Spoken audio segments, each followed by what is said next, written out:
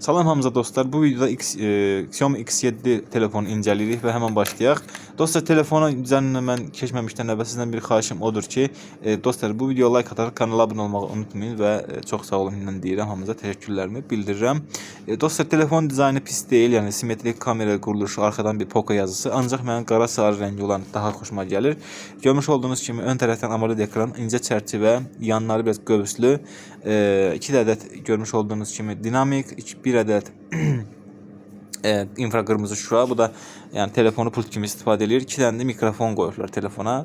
Dolby Atmos dəstəkləyir, səhv eləmirəmsə. Telefon həqiqətən də yaxşı səsləri çıxır. Yəni dostlar, 5G-ni dəstəkləyir telefon. Yəni yanvar ayında çıxıb telefon və yanvar ayında da yəni satışlarda mümkün görünübdür.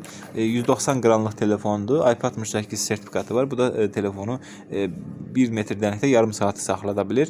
Yəni dözümlüdür. Victus şüşə ilə qorunur ekranı. AMOLED ekrandır dostlar telefonumuz. Yəni 120 Hz HDR10 Plus və 3000 nits maksimum parlaqlığa çıxır. Full HD Plus bir ekrandır dostlar. 446 ppi-lik yaxşı ekran gövdə, yəni piksel nisbəti mövcuddur.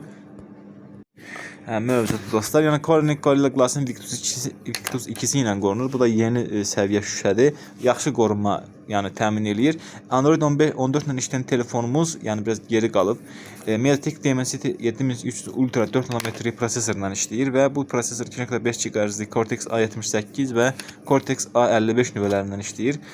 Ekran kartı Mali G615 MC2-dir. Mali'nin orta səviyyə bir ekran kartı mövcuddur. Burada ona görə də orta səviyyəli oyunları, daha doğrusu yüksək səviyyəli oyunları orta qrafikada oynaya bilərsiniz. Prosesorumuz 4 nanometrdir. Maksimum 512 RAM-la gəlir. Dostlar, UFC 2.2-ni dəstəkləyir. Sürətli yaddaşda, ancaq çox sürətli deyil, mən onu deyim. 50 megapiksellik kamerası mövcuddur və 4K 30-24 FPS və 1080p 120 FPS çəkir, video çəkir və optik stabilizasiyanı dəstəkləyir.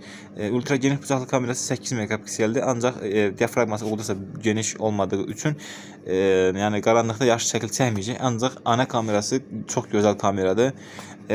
Selfie kamerası da elədir, yəni dostlar, qaranlıqda çəkməyəsidir, amma 1080p 60 FPS video çəkir. Bu da qrafik kartın gücündən asılıdır.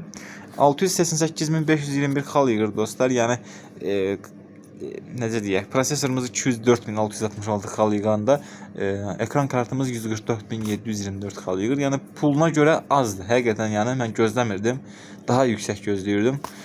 Amma Perklinginə baxanda yəni bu sarı necə deyək, bu sarı qrafiki görəndə görmək olur ki, yəni ilk başda performans aşağıda olur, ancaq daha sonra ortalara gələndə, yəni bütün nüvələr işə düşdükdən sonra daha çox performans əldə olunur. Ancaq o nüvələr də qızandan sonra, yəni bu prosesor da qızdıqdan sonra, yəni aşağı düşmüş performans görürük.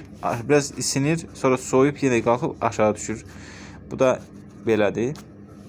Yəni telefon haqqında yekun rəy budur ki, orta səviyyəli oyunlar oynayasınızsa, gündəlik YouTube, WhatsApp və yaxud biraz da oyun oynamaq istəyirsinizsə, bu telefon gedər. Ekran da çox yaxşıdır. Yəni olduqca incə çərçivə falan filan var. Ancaq yəni çox da yüksək bir telefon kimi gözləməyin bunu. Dostlar, telefon bu qədər. Yəni telefon almağa dəyərmi? Məncə dəyməz, çünki mən onu almaram heç vaxtı. Nəyə görə? Ondan sonra X7 Pro-sunu alaram. Nəinki X7, yəni nədir ki X7? Dostlar, telefondan bu qədər. Bu videoya like ataraq kanala abunə olmağı unutmayın. Özünüzə yaxşı baxın, sağ olun, salamat qalın.